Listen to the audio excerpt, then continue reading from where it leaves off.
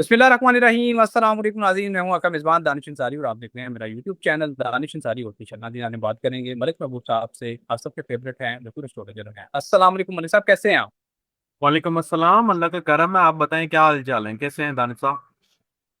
अल्हम्दुलिल्लाह मलिक साहब, मैं भी ठीक हूँ। मलिक साहब, अभी रशिया की तरफ से कोई बाकायदा कोई अटैक नहीं किया गया यूक्रेन की जानिब, और रशिया खामोशी से बैठा हुआ है। पता नहीं वो किसी की प्लानिंग कर रहे हैं कि उन्होंने जवाब देनी है या कुछ और। इस हफ्ते में आप क्या सिचुएशन देख रहे हैं? जो आइंदा आने वाला हफ्ता है, क्या हालात नॉर्मल रहेंगे रशिया और यूक्रेन के दरमियान? दानिश साहब, मुझे ऐसा लगता है कि रशिया जवाब देगा। मैंने लास्ट टाइम भी आपको बताया था कि रशिया जवाब देगा और नजर भी आता है। लेकिन आप अगर ये बोल रहे हैं ना, इस वीक या नेक्स्ट वीक, मुझे ऐसा लगता है कि वो एक नॉर्मल रिटेलिएशन के ही सिनेरियो नजर आए हैं इस वीक और नेक्स्ट वीक। कोई बहुत मेजर जंग नजर नहीं आ रही मुझे। ओके मलिक साहब। अच्छा मलिक साहब, पाकिस्तान के हवाले से बात करें तो डिफेंस मिनिस्टर ख्वाजा आसिफ ने कहा है कि अफगानिस्तान भी भारत के साथ मिलकर पाकिस्तान की ज़मीन पर दहशतगर्दी को फरोग दे रहा है। इनके खिलाफ फैसला कुन कार्रवाई का वक्त आ गया है। सर, ख्वाजा आसिफ साहब ने पहले भी इस तरह की बात की है कि फैसला कुन कार्रवाई का वक्त आ गया है, और स्ट्राइक्स भी की अफगानिस्तान के खिलाफ। तेहरान पे हमला किया गया और बड़े पैमाने पर हमला किया गया, और कई दहशतगर्दों को जहन्नम भी हासिल किया गया।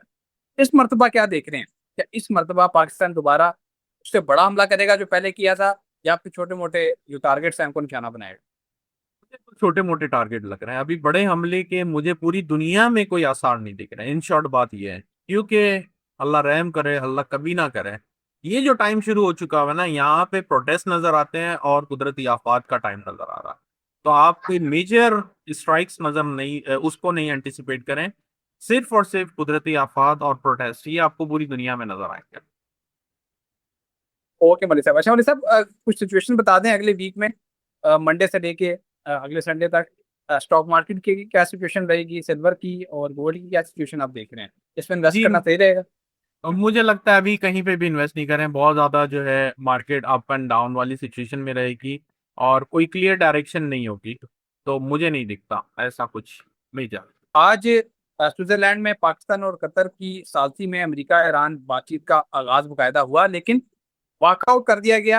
ईरान का जो ग्रुप आया था वहां पर, उसने वॉकआउट किया। वॉकआउट क्यों किया? क्योंकि डोनाल्ड ट्रंप की तरफ से थ्रेट किया गया दोबारा ईरान को कि अगर उन्होंने लिबनान में अपनी प्रॉक्सीज को लगाम ना डाला तो हम पहले से ज्यादा शिद्दत से ईरान पे हमला करेंगे। अब डोनाल्ड ट्रंप ने ये जानबूझ के ट्वीट किया या उनसे गलती से हो गया, ये वो जानते हैं। क्योंकि पीस टॉक्स जब चल रही होती हैं तो इस तरह के ट्वीट अक्सर नहीं करने चाहिए। ये तो एक आम बंदा भी जानता है, कोई बच्चा भी जानता है। सर, आपने ये पटिशन की थी, बिल्कुल। आपने कहा था कि ये मुदाकरात मुदाकरात खेल रहे हैं, इसका कोई नतीजा नहीं निकलना। और आपने कहा था ये टाइम गेनिंग टैक्टिक्स है, और इससे जो हम उम्मीदें वसा किए हुए हैं कि कोई नतीजा निकलेगा, ऐसा कुछ नहीं होगा। आप आगे मजीद क्या देख रहे हैं? देखें, अगर मैं ईरान का जायचा देखूं तो मुझे ऐसा लगता है कि ईरान कोई नए सरप्राइज की तैयारी में है। और मुझे जो महसूस हो रहा है कि with in couple of days अगर ये मुआहिदा चलता है, मतलब आज और कल, तो जो फाइनल राउंड होगा उसमें ईरान कोई सरप्राइज दे सकता है इनको। और सरप्राइज ऐसा होगा कि जो अमेरिका के लिए सरप्राइजिंग होगा। तो ऐसा लग रहा है कि समहाउ अब ईरान भी झुकने वाला नहीं है, और वो कभी झुका भी नहीं है।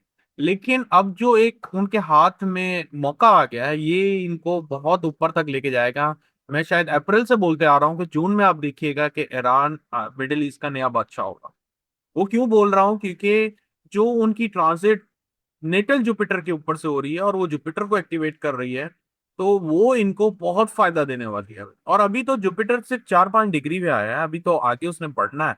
और उसके साथ वीनस भी है, मर्क्यूरी भी है। तो ये सारी चीजें जब कंबाइन होंगी, तो ईरान को आप ये नहीं बोल सकते कि ईरान जो है अब कोई छोटे मोटी धमकियों से डरने वाला है। इनफैक्ट अगर उनके साथ खुदा न खास्ता एक नए महाज की आगाज भी होता है, वो बिला झिझक इनकी ऐसी तैसी करने के लिए रेडी हुए हैं।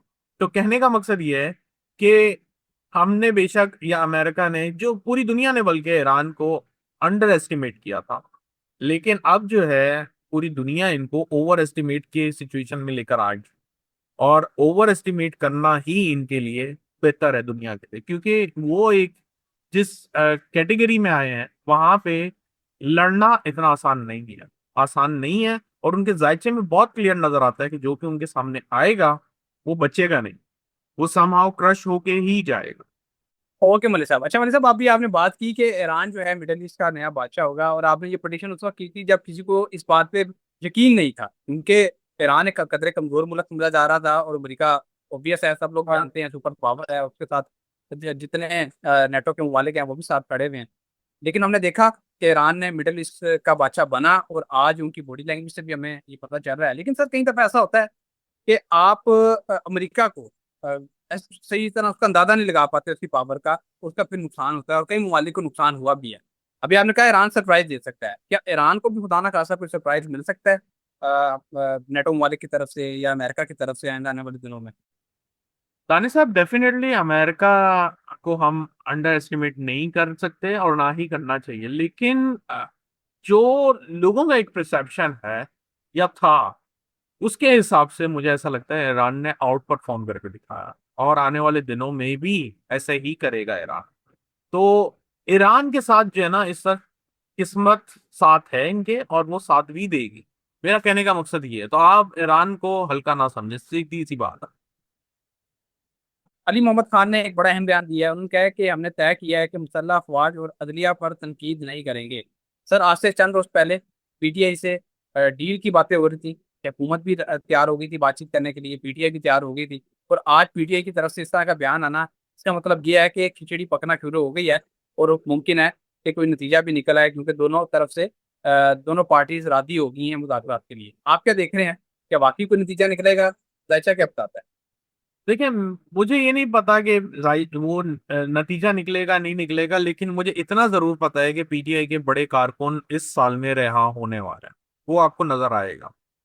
तो इसका मतलब यही है कि डेफिनेटली दोनों तरफ से हाथ मिलाए जाएंगे, तभी ये मामला आगे बढ़ेंगे। और मैं आपको बहुत अरसे से बोलता आ रहा हूँ कि ये जब तक बैठ के इन चीजों को नहीं हल करेंगे, ये आगे बढ़ेगी नहीं बात, क्योंकि खान साहब नहीं है बाहर, और जो पार्टी है वो आपके सामने है।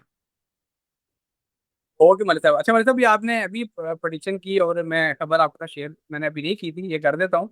खबर यह है कि शाह महमूद कुरैशी को 9 मई केस में बरी कर दिया गया है, जबकि यास्मीन राशिद, महमूद रशीद, उमर चीमा और एजाज चौधरी को 10-10 साल कैद की सजा सुनाई गई है।